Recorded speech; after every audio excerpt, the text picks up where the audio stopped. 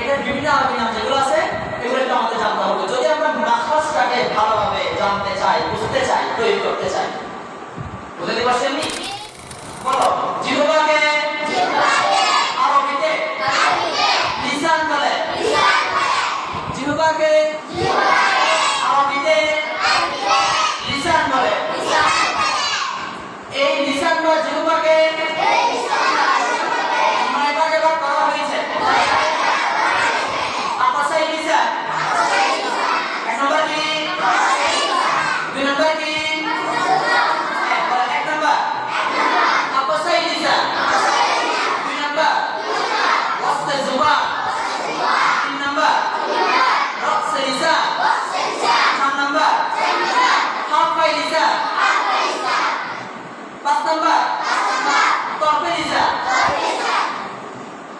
ছয় নম্বর তরফে লিসানে ইউমনা, সাত নম্বর তরফে লিসানে ইউসরা, আট নম্বর হাফাই লিসানে ইউমনা,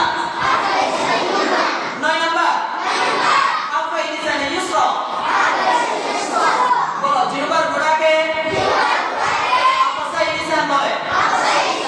জিহ্বার মধ্যখানকে ওয়াসতে জুবান বলে।